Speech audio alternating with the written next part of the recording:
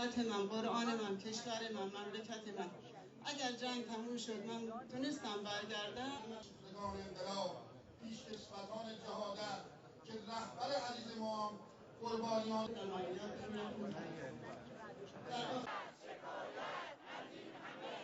ایشونو به شهادت رسوندن. ایران مطرح نبود. اون شهدای ما در جنگ تحمیلی باعثش منافقین شدن. ما اینجا تجمعی برگزار کردیم که پیام اعتراض‌آمیز خودمون رو از طریق سفارت سوئیس که حافظ منافع آمریکا تو ایران هست به گوش سردمدارای آمریکا برسونیم. اینا فکر نکنن با این کارهایی که دارن انجام میدن روزی ما بخوام رابطه با آمریکا داشته باشیم، اصلا این کار غلطی است.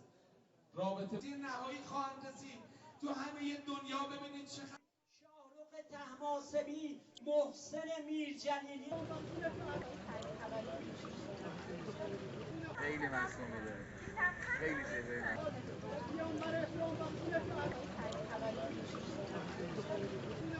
لبک یا خامنه. پسرم تو جنگ عملیات ولورج 4 تو پنجوین عراق سال 62 13 آبان به شهادت رسیده به دست کردلان چه اسمش همین دشمن تروری هستن که تو این کشور اتفاق افتاده. این فاجعه براشون. تو کشور ما 17,000 قربانی ترور وجود داره، یعنی 17,000 نفر اونا به شهادت رسوندن، ترور کردن که خب به تبع اون هر کدومشون خانواده هاشون در پی اون یه سری آلام و مشکلاتی براشون به وجود اومد. از این 17,000 نفر رو بنده 2 سال داشتم که رهبر عزیزمان این علمدار نامردی خودشون رو ثابت کردن.